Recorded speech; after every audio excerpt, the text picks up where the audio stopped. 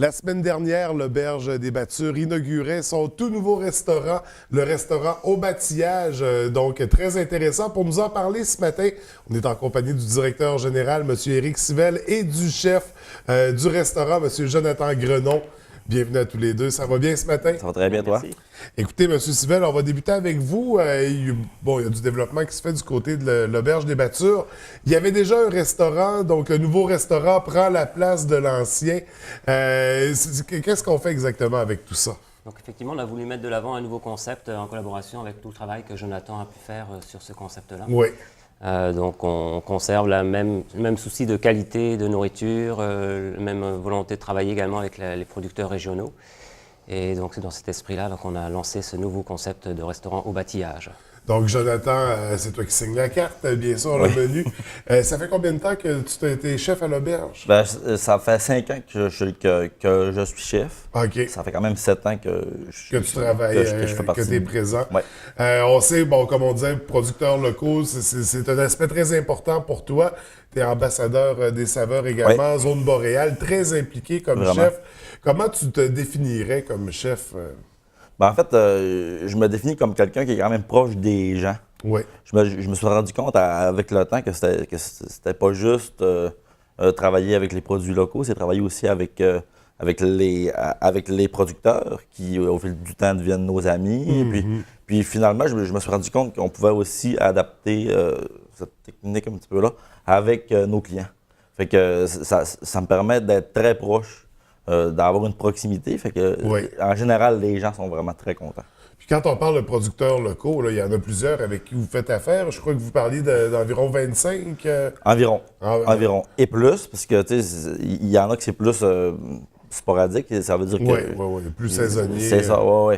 Mais, tu sais, je pense, proche d'ici, j'ai un éleveur de canards dans le rang Saint-Bruno qui me fait pratiquement tout mon canard de toute l'année.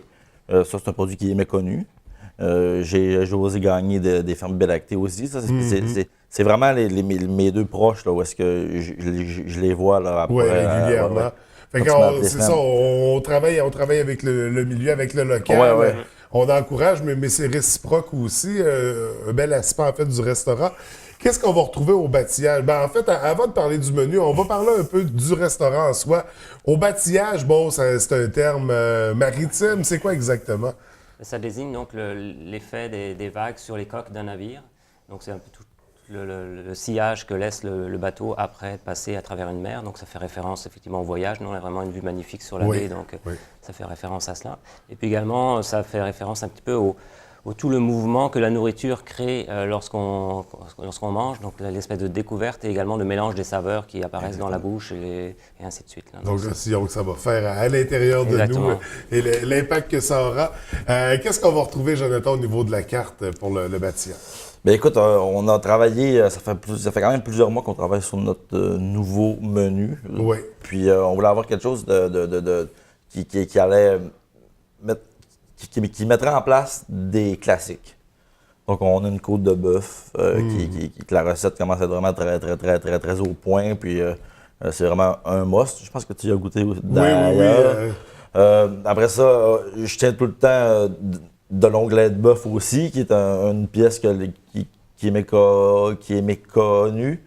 J'ai toujours du canard, servi avec une sauce au bleuet, parce que je trouve ça important aussi de mettre de l'avant les produits typiques de la région. Ça veut dire gourgane, bleuet. Ça fait partie un peu de l'aspect de zone boréale aussi. Ben oui, c'est ça.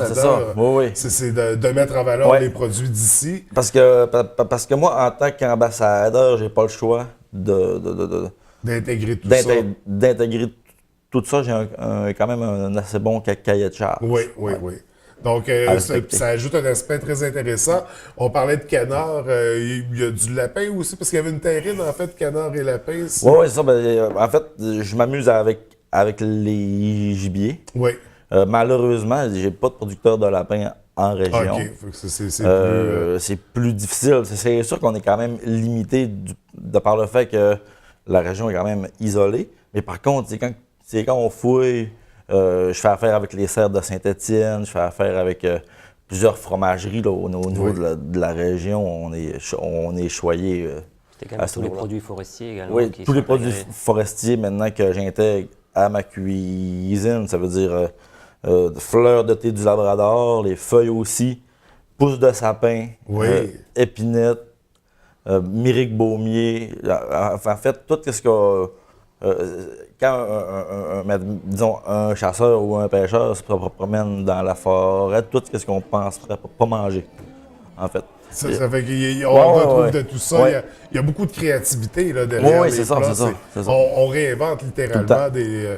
En même temps, vois-tu sur ma carte, j'avais l'ambition de mettre un parmentier Oui. de canard confit parce que j'aime aussi garder un lien avec nos traditions. Ça fait partie aussi de mon métier, de transmettre.